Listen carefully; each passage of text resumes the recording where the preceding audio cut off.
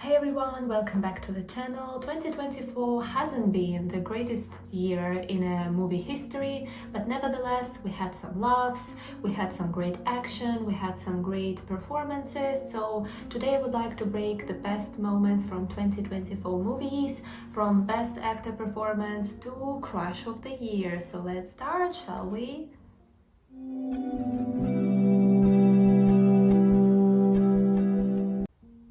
Let's kick things off with Best Actor Performance, and for me personally it was Ray Fiennes in Conclave, although I must admit that I still haven't seen The Brutalist, and I really love Adrian Brody, and I kind of have a sense that I'm really going to enjoy it. So for now, yes, it's Ray Fiennes in Conclave, but it can change. So yes, Ray Fiennes, he delivered an absolutely captivating performance. He showed vulnerability, but at the same time strength of his character, and I think it's one of the greatest performances of him in the recent years. And I think we are going to talk a lot more about it because he has already got a lot of nominations. He has been nominated for Golden Globe as the best actor, and I think that he is going to be nominated for the Oscar. So yes, I think we're definitely going to talk about him a lot more in the future.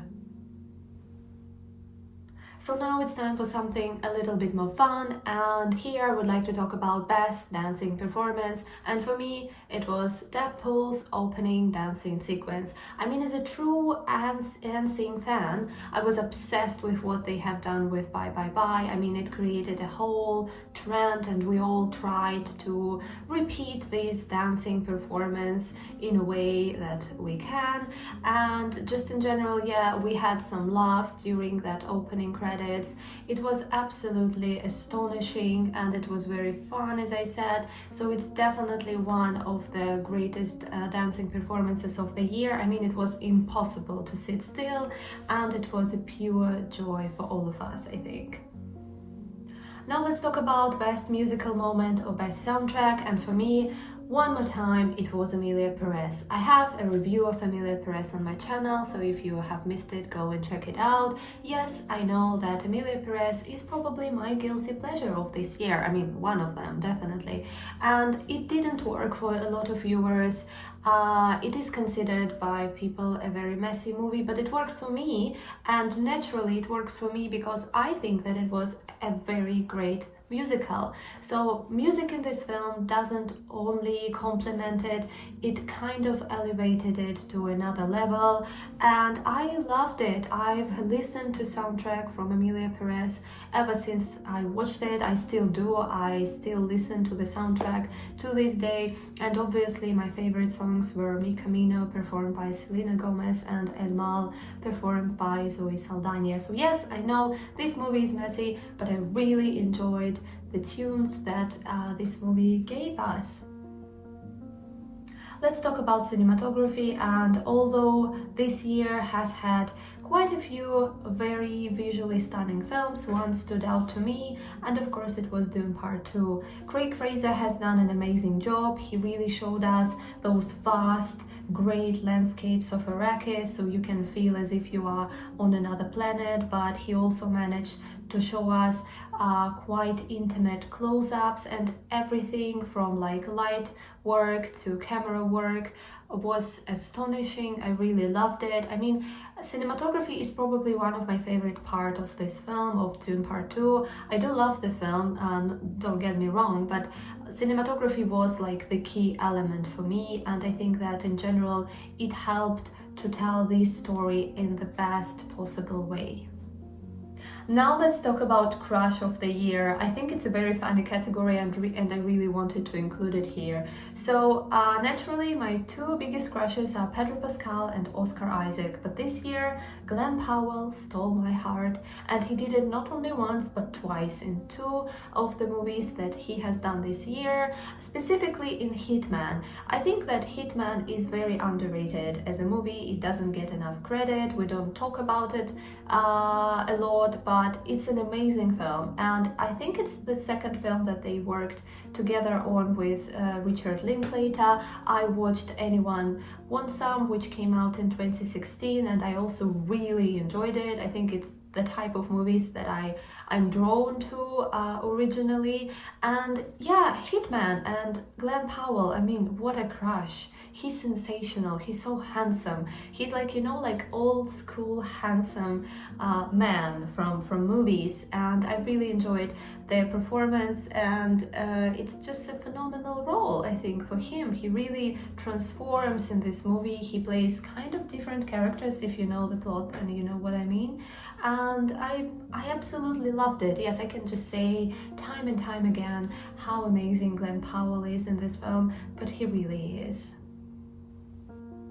Now let's talk about Best On-Screen Duo, and this year for me it was Jesse Eisenberg's and Kieran Culkin's performance in A Real Pain. I mean, naturally it was very important for this film to work because it's basically a story about two cousins who are on tour to Poland to honor their grandmother. So this connection that they have built between Jesse Eisenberg's character and Kieran Culkin's character was extremely important in this film, and I think that they have delivered an amazing performance together. Jesse Eisenberg, he has written this film, he has directed it.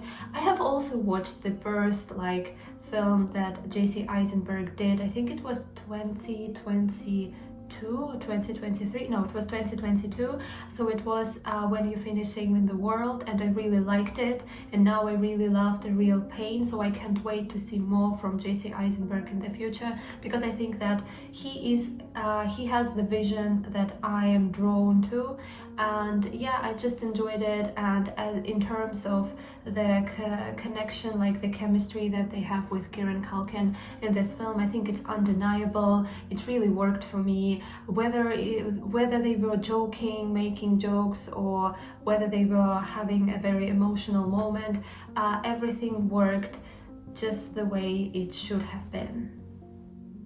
Now let's talk about Best Actress Performance, and for me personally this year it was Lea Seydoux in The Beast. This film doesn't get as much recognition. I must say that I also didn't really like the film itself, but I really enjoyed her performance in here, especially towards the end. You kind of feel that the whole story, the whole film is in her hands, like she kind of takes control over it.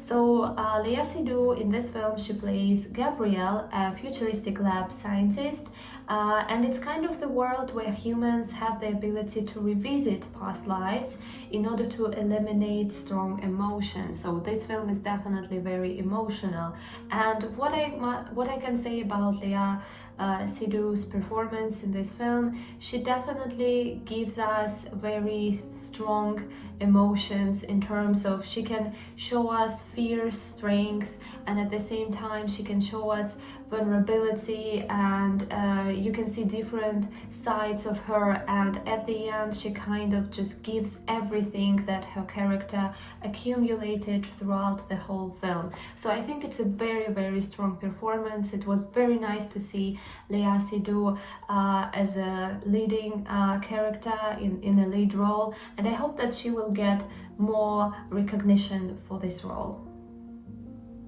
Now I would like to talk about my guilty pleasure of the year. We all have that film that we know isn't necessarily great, but for some reasons we just love it. And for me this year, it was Twisters. I mean, yes, this film is very cheesy. Yes, the third part kind of feels a bit rushed, but we get to see some, I think, very decent action.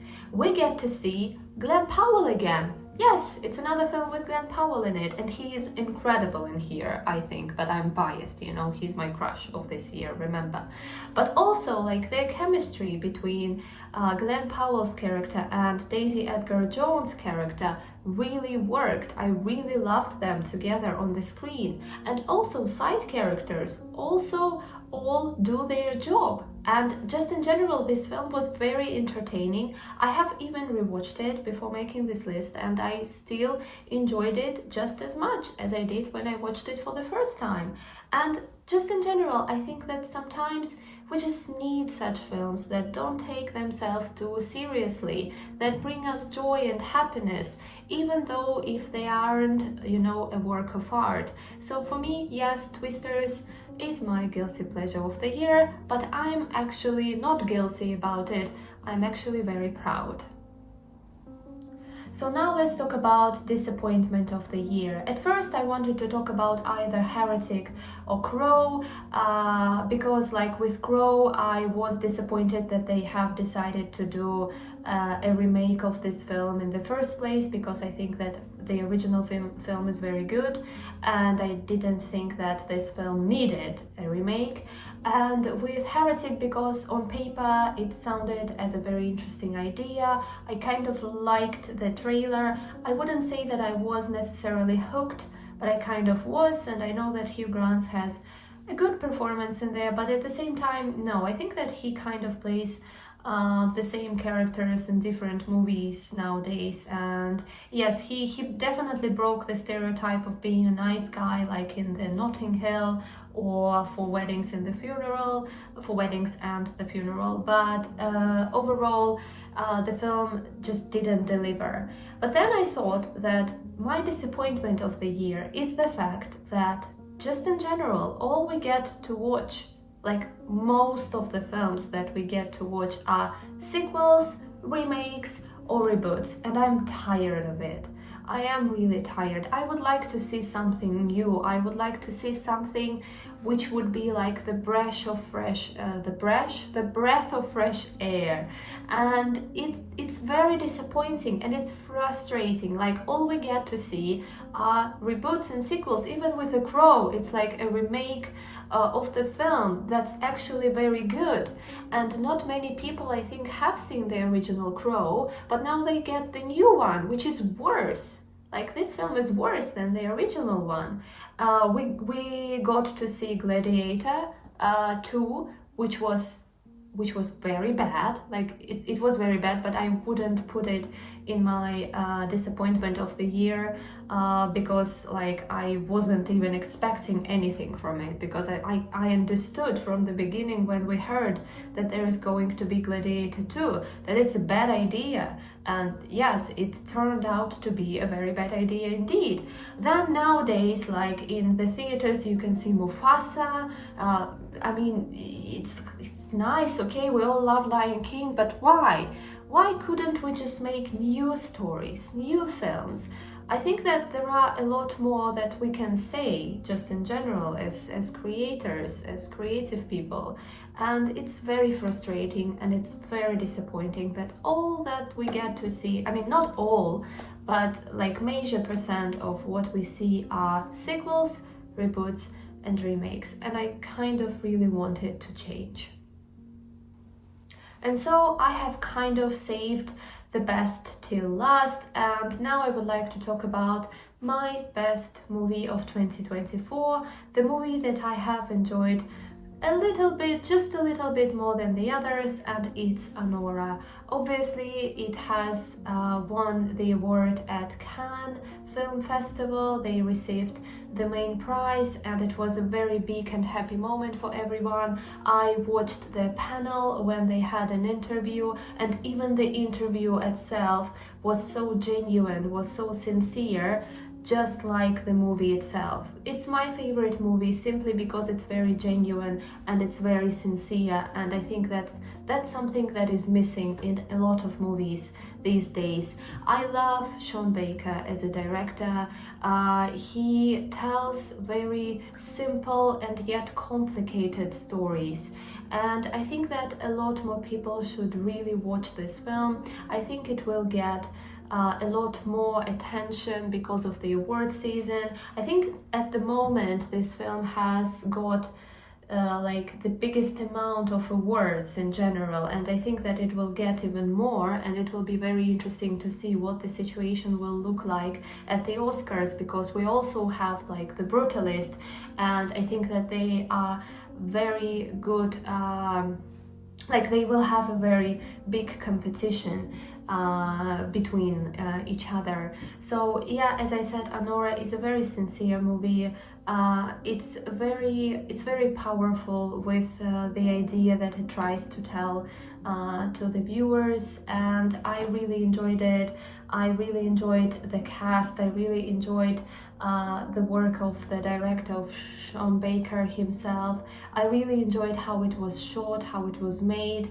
The work of cinematographer was very good. It was fun, it was emotional, like I laughed, I cried, and at the end it kind of was like a big crescendo, and you definitely see why this film has received Palme d'Or at Cannes Film Festival.